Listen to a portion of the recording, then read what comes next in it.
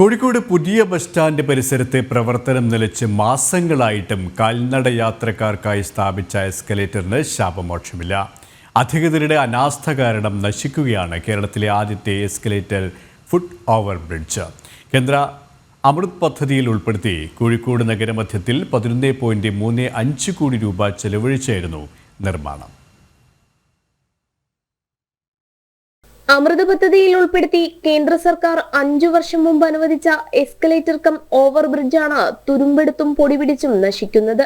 2020 കേരള പിറവി ദിനത്തിൽ കേന്ദ്ര സർക്കാരിന്റെ സമ്മാനമായാണ് 11.35 കോടി രൂപ ചെലവിൽ നിർമ്മാണം പൂർത്തിയായി നാടിനായി സമർപ്പിച്ചത്.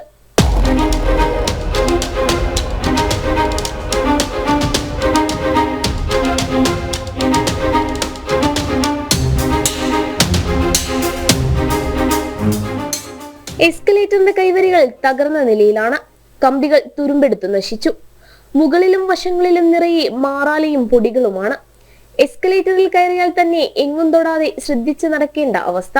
ക്ലീനിങ്ങിന് പ്രത്യേക സമയം അനുവദിച്ച് ബോർഡ് തൂക്കിയിട്ടുണ്ട്. എന്നാൽ ഇതും പൊടി പിടിച്ചു കിടക്കുകയാണെന്ന് മാത്രം. ചുമരുകൾ സാമൂഹ്യ വിരുദ്ധർ വൃത്തികേടാക്കിയിട്ടുണ്ട്. ഉദ്ഘാടനം കഴിഞ്ഞ ശേഷം അധികൃതർ ഇതുവഴി വന്നിട്ടില്ലെന്നാണ് യാത്രക്കാരും നാട്ടുകാരും പറയുന്നത്. എസ്കലേറ്ററിന് മുകളിൽ റീത്ത് വെച്ച് BJP അടക്കം പ്രതിഷേധം രേഖപ്പെടുത്തിയിരുന്നു. നിരവധി തവണ ബന്ധപ്പെട്ടവരെ പ്രതിഷേധം അറിയിക്കുകയും ചെയ്തു. എന്നിട്ടും നടപടിയുണ്ടായിട്ടില്ല. ഈ പ്രായവർക്കും പിന്നെ അംഗവൈകല്യമുള്ളവർക്കൊക്കെ ബുദ്ധിമുട്ടാണ്. കാരണം സ്റ്റെപ്പ് ഇറങ്ങി വരണമല്ലോ, കയറിയ ഇറങ്ങുക അത് ഭയങ്കര ബുദ്ധിമുട്ടാണല്ലോ.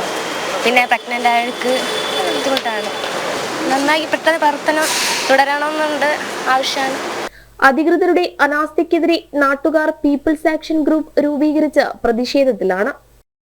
വലിയ ബുദ്ധിമുട്ട്, അറ്റാക്ക് ഉള്ളവർക്കും പല സൂക്കടുകളുള്ളവർക്കും യാത്ര ചെയ്യാൻ ഇത് നല്ലൊരു ഉപാധിയായിരുന്നു.